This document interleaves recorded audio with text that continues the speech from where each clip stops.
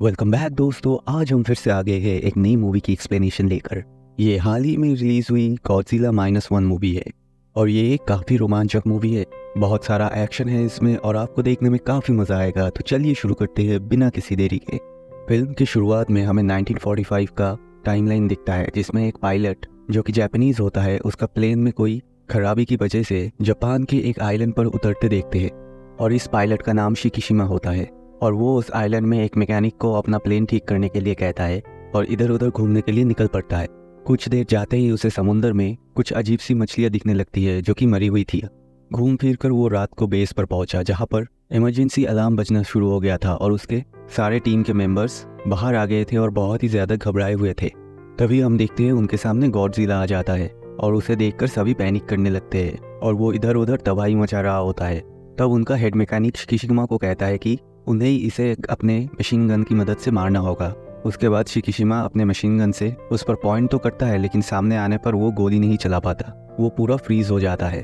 तभी दूसरे मेंबर्स उस पर अपने छोटे छोटे गन से गोली चला देते हैं, लेकिन उससे गॉडजिला का बाल भी पाका नहीं होता और वो बहुत ज़्यादा गुस्से में आ जाता है और उन्हें एक एक करके मारने लगता है। और तभी वहाँ पर एक ज़ोर से धमाका हुआ, जिसकी वजह से शिकिशिमा बहुत दूर जाके गिरा और वो वहीं पर बेहोश हो गया। जब सुबह शिकिशिमा को होश आया तब वो सामने जाके देखता है कि सभी मर चुके थे सिवाय एक के। जो एक मैकेनिक बच गया था वो शिकिशिमा को देखकर उस पर बहुत ज़्यादा भड़क गया और उसे कहने लगा कि ये सब उसकी गलती है क्योंकि वो मशीन गन नहीं चला सका, इसीलिए ये सारे लोग आज मार गए। ये सब सुनने के बाद शिकिशिमा बहुत ज़्यादा दुखी हो गए। उसके कुछ समय बाद शिकिशिमा को एक जहाज़ की मदद से अपने घर भेज दिया गया, जहाँ जाके वो देखता है कि बमबारी की वजह से वहाँ पर एक भी घर नहीं बचा था और उसका अपना घर भी तबाह हो चुका था।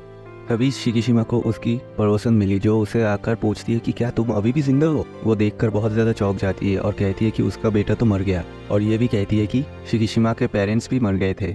ये सुनकर वो बहुत ज़्यादा दुखी हो गया। तभी वो देखता है कि पुलिस एक औरत के पीछे पड़ी हुई है जो कि भाग रही थी और उसकी ओर भाग रही थी और उसके हाथ में एक बच्ची भी थी और वो शिकिशिमा के हाथ में वो बच्ची पकड़ा कर वहाँ से भाग जाती है। कुछ देर बाद वो औरत वापस आ जाती है और शिकिशिमा उससे उसका नाम पूछता है।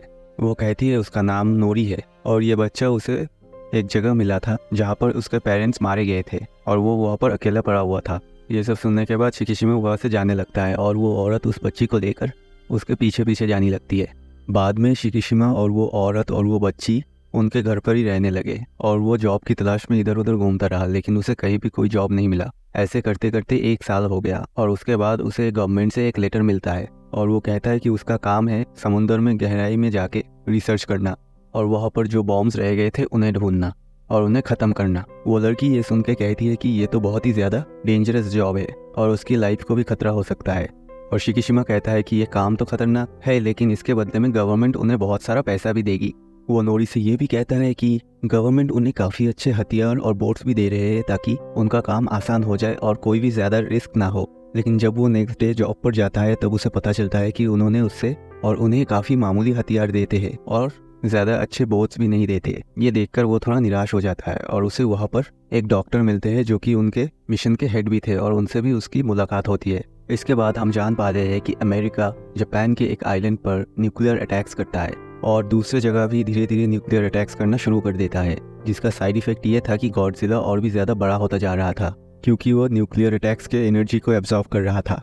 कुछ देर बाद हम देखते हैं कि शिकिशिमा उसके टीम के साथ बोट में जा रहे थे बॉम्ब्स को ढूंढने। तभी उन्हें वो पुरानी शिप दिखी जो 1945 में गॉडजिला ने बर्बाद कर दी थी और बाकी सब लोग उसे देखकर चौंक गए और उन्हें समझ में नहीं आ रहा था कि कौन सा प्राणी ऐसा काम कर सकता है। तभी शिकिशिमा बताता है कि ये काम गॉडजिला ने किया है क्योंकि उसने गॉडजिला को खुद के आंखों से देखा था और उसे पता था कि गॉडजिला क्या क्या काम कर सकता है। तभी आसपास उसे बहुत सारे मरी मछलियाँ दिखाई देती है और वो ये देखकर डर जाता है और बाकियों को कहता है कि जब भी गॉडजिला ऊपर आ रहा होता है तब वो नीचे के मछलियों को मार देता है और वो ऊपर आ जाते हैं। ये देखकर उन्हें पता चल गया था कि गॉडजिला किसी भी वक्त ऊपर आ सकता है। तभी अचानक दूसरी तरफ गॉडजिला पानी के बाहर आ जाता है और एक शिप को डिस्ट्रॉय कर देता है और उनके शिप के पीछे पीछे आने लग गया था। वो लोग बोट लेके भाग रहे थे और पीछे पीछे गॉडजिला भी आ रहा था। तभी वो बोट से कुछ बम नीचे गिरा देते हैं जो कि गॉडजिला से जाके टकराते हैं और विस्फोट होता है, लेकिन उससे गॉडजिला का बाल भी पाका नहीं होता। इसके बाद वो एक और बॉम्ब गिराते हैं लेकिन वो बॉम्ब फटता नहीं, इसीलिए शिकिशिमा जल्दी से मशीन गन लेकर उस बॉम्ब पर गोली चलाने लगता है और वो बॉम्ब जाके गॉडजिला के मुंह में फट जाता है। उसके मुंह का एक हिस्सा फट जाता है और उसके चीथड़े उड़ जाते हैं, लेकिन वो लोग देखते हैं कि वो हिस्सा धीरे धीरे खुद ब खुद हील हो जाता है और ठीक भी हो जाता है। और वो उनके शिप पर हमला करने ही वाला था, लेकिन तभी दूसरी तरफ से जापान के मिलिट्री शिप्स आ जाते हैं और उस पर हमला कर देते हैं। तभी गॉडजिला बहुत ज़्यादा गुस्सा हो जाता है और वो उस मिलिट्री शिप पर जाके अटैक करना शुरू कर देता है और उसे उलटने की कोशिश करता है, लेकिन वो लोग रुकते नहीं। वो उस पर फायर किए ही जा रहे थे और इसलिए गॉडजिला बहुत ज़्यादा जख्मी हो जाता है। तब वो पानी के नीचे से जाके उस शिप को उलट देता है और फिर वो बहुत ज़ोर से दहाड़ने के बाद धीरे धीरे पानी के नीचे चला जाता है और शिकिशिमा और उसके लोग बच जाते हैं। अब सीन शिफ्ट होता है और हम देखते हैं शिकिशिमा बच्चे के साथ खेल रहा होता है। तभी एक अलार्म बजता है और एक इम्पॉर्टेंट न्यूज़ आता है कि एक शहर में गॉडजिला ने अटैक कर दिया है और शिकिशिमा इसलिए बहुत ज़्यादा घबरा जाता है क्योंकि उसी शहर में नोरी काम करने गई थी। तभी हम नोरी को देखते हैं जो एक ट्रेन में ट्रैवल कर रही थी और उसमें से वो गॉडजिला को देखती है और गॉडजिला उनकी ओर ही आ रहा था। वो ट्रेन की ओर आके ट्रेन को तबाह करना शुरू कर देता है और जिस बगी में नोरी थी उसको मुंह में लेकर चबाना शुरू कर देता है। तभी नोरी उधर से जंप करती है और पानी में गिर जाती है। तभी वहाँ पर जापान के आर्मी आ गए और उनके टैंक लेकर आ गए और उस पर हमला करना शुरू कर देते हैं। तभी हम देखते हैं गॉडजिला के पीठ से नीली रोशनी निकलने शुरू हो जाती है और धीरे धीरे वो अपने आप को चार्ज करने लगा। चार्ज हो जाने के बाद उसके मुंह से एक खतरनाक रेडियो एक्टिव कैनन की तरफ लेजर बीम निकलता है और वो आसपास के सारे चीजें तबाह कर देता है। सब कुछ पूरी तरफ से नष्ट हो जाता है। इस धमाके की वजह से नोरी भी मारी जाती है, लेकिन शिकिशिमा किसी तरह बच जाता है और ये देखकर शिकिशिमा बहुत ज्यादा दुखी हो जाता है क्योंकि अब वो नोरी को भी खो चुका था।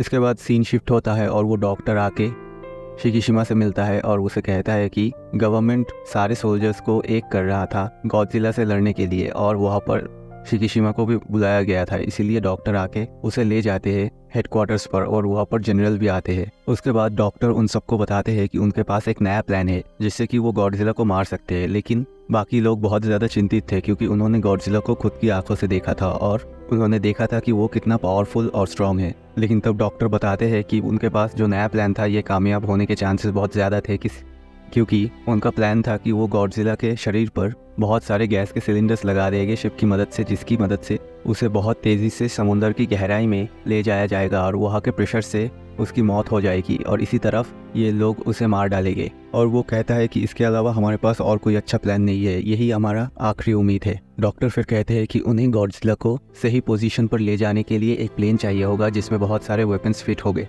और इसीलिए उनको एक बेहतरीन मैकेनिक की ज़रूरत भी पड़ेगी। तब शिकिशिमा कहता है कि उसका दोस्त है जो ये काम कर सकता है और वो उसी दोस्त की बात कर रहा था जो कि 1945 में गॉडजिला के अटैक में बच गया था।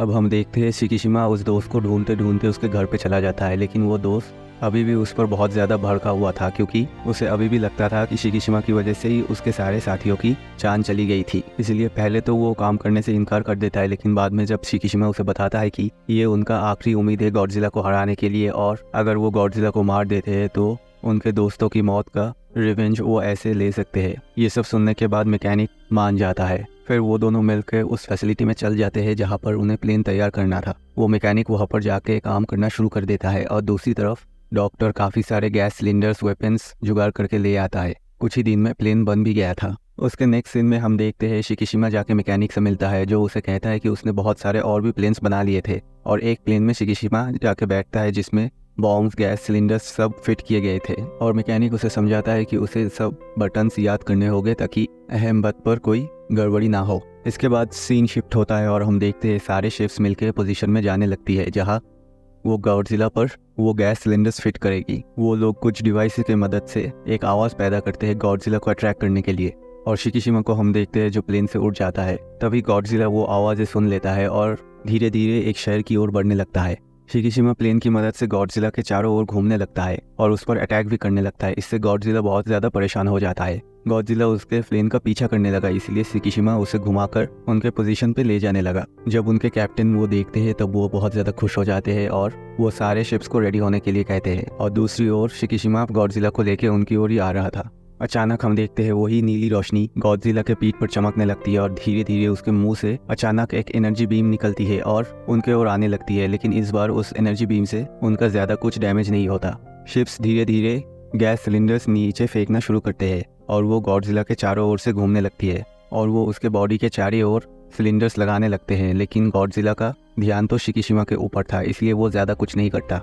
और तभी ये लोग अपने शिप्स के मदद से उन सिलेंडर्स को एक्टिवेट कर देते हैं और अचानक हम देखते हैं गॉडजिला बहुत तेजी से पानी के अंदर चला जाता है और वो ऐसे उसको डुबो देते हैं। उसका बॉडी पानी में 1500 मीटर नीचे चला जाता है, फिर वो अचानक रुक जाता है। इसे सुनकर सभी लोग बहुत ज़्यादा खुश हो जाते हैं क्योंकि उन्हें लगता है कि गॉडजिला शायद मर चुका है, लेकिन वो इतनी आसानी से मरता नहीं और वो उनके रस्सियों को खींचना शुरू कर देता है और शिप्स हिलने लगती है, जिससे कि लोग बहुत ज़्यादा डर जाते हैं। अब वो लोग सिलेंडर में लगे हुए बलून्स को इन्फ्लेट कर देते हैं और गॉडजिला बहुत जल्दी ऊपर आना शुरू कर देता है। तभी 800 मीटर आने के बाद वो फिर से रुक जाता है और वो धीरे धीरे एक एक करके बलून्स को फोड़ना शुरू कर देता है। इसीलिए वो लोग मिलकर रस्सियों की मदद से गॉडजिला को ऊपर खींचना शुरू कर देते हैं और वो जब पूरा ऊपर आ जाता है तब वो लोग देख के चौंक जाते हैं कि उस पे एक खरोच तक भी नहीं थी और उसका बाल भी पाका नहीं हुआ था।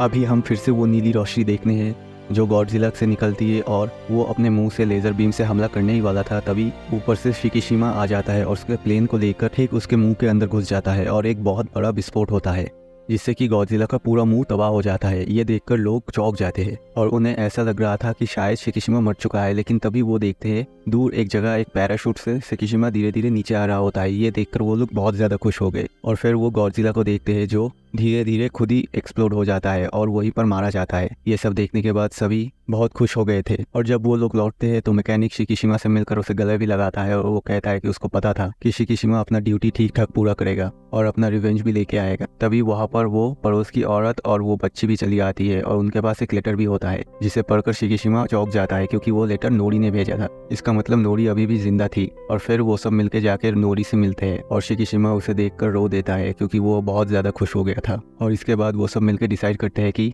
वो एक फैमिली की तरफ रहेंगे और साथ में अपनी बाकी ज़िंदगी गुजारेंगे। इसी के साथ दोस्तों ये मूवी यहीं पर एंड हो जाती है। अगर आपको हमारी ये एक्सप्लेनेशन पसंद आई हो तो वीडियो को लाइक कीजिए, चैनल को सब्सक्राइब कीजिए और कमेंट करके ज़रूर बताइए कि कैसी लगी आपको हमारी ये एक्सप्लेनेशन। मिलते हैं अगली बार, तब तक के लिए अलविदा।